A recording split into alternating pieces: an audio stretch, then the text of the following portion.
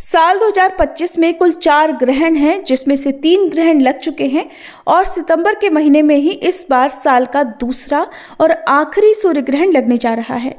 सूर्य ग्रहण से ठीक 15 दिन पहले साल का आखिरी चंद्र ग्रहण भी लगा था, जो कि पूर्ण चंद्र ग्रहण था और हमारे देश में भी दिखाई दिया था।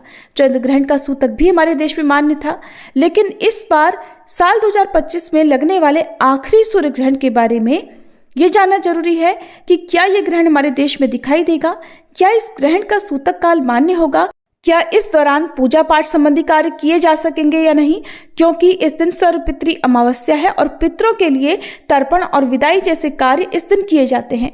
वहीं क्या गर्भवती महिलाएं इस ग्रहण के सूतक संबंधी और ग्रहण संबंधी नियमों का पालन करें या ना करें। तो हिंदू धर्म में ग्रहण को एक अशुभ घटना के रूप में देखा जाता है। ऐसे में इस दौरान कई तरह के नियमों का भी ध्यान रखा जाता है ताकि ग्रहण के दुष्प्रभावों से बचा जा सके। आइए जानते हैं सूर्य ग्रहण के दिन आपको क्या करना चाहिए, किन किन कामों को करने से बचना चाहिए। साल 2025 का आखिरी सूर्य ग्रहण इस बार आश्विन महीने की अमावस्या को लग रहा है। इस दिन सर्वपितृ अमावस्या भी है और इस बार सूर्य ग्रहण रविवार को यानी 21 सितंबर रविवार को भारतीय समय अनुसार रात 10:59 से शुरू होगा, जो कि अगले दिन सुबह 3:22 पर समाप्त होगा। ये एक आंशिक सूर्य ग्रहण होगा जो कि हमारे देश भारत में दिखाई नहीं देगा, क्योंकि जिस समय ग्रहण लग रहा होगा उस समय हमारे देश में रात हो चुकी होगी और विदेशों में उस समय दिन का समय रहेगा। और दुनिया के जिन जिन हिस्सों में ये ग्रहण दिखाई देगा वहीं पर इसका सूतक भी मान्य होगा। सूर्य ग्रहण का सूतक काल 12 घंटे पहले लग जाता है, तो वहीं चंद्र ग्रहण का सूतक काल 9 घंटे पहले प्रारंभ होता है और सूतक काल ग्रहण के साथ ही समाप्त भी हो जाता है।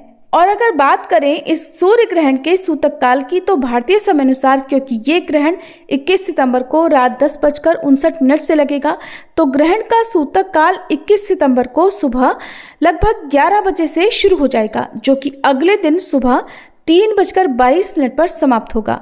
और ये ग्रहण न्यूजीलैंड, फिजी, अंटार्कटिका और ऑस्ट्रेलिया के दक्षिण भागों में दिखाई देगा और वहीं पर इसका सूतक भी मान्य होगा। हालांकि ये सूर्य ग्रहण हमारे देश भारत में दिखाई नहीं देगा, फिर भी एहतियात के तौर पर आपको कुछ सावधानियां बरतनी चाहिए। माना जाता है कि ग्रहण की अवधि में सूतक काल लगने पर वातावरण में नकारात्मक ऊर्जा का प्रभाव बहुत अधिक हो जाता है। ऐसे में आप ग्रहण काल में या सूतक काल में खाने पीने की चीज़ों में कुशा या तुलसी के पत्ते डाल सकते हैं। ऐसा करने से ग्रहण के नकारात्मक असर से बचा जा सकता है।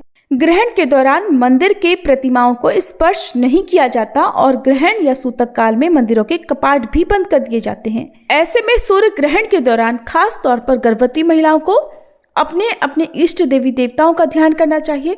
आप जिस भी धर्म को मानते हैं उस धर्म के अनुसार आपको पालन करना चाहिए।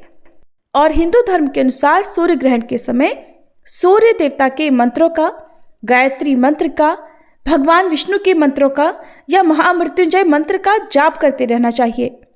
ग्रहण काल की कुल अवधि में गर्भवती महिलाओं को कुछ भी खाने पीने से बचना चाहिए।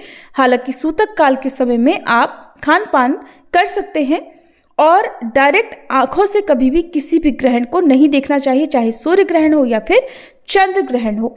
ऐसा करना आपके लिए नुकसानदायक हो सकता है। ग्रहण के समय डायरेक्ट रोशनी में आने से बचना चाहिए। सूर्य ग्रहण यदि लग रहा हो तो सूर्य की किरणों से बचने के लिए अपने शरीर को पूरी तरह से कपड़ों से ढककर और आंखों पर चश्मा लगाकर ही बाहर निकलना चाहिए। ऐसा ना करने पर आप और आपके शिशु पर इसका विपरीत प्रभाव पड़ सकता है, जिससे शिशु में मानसिक या शारीरिक विकार आ सकते हैं।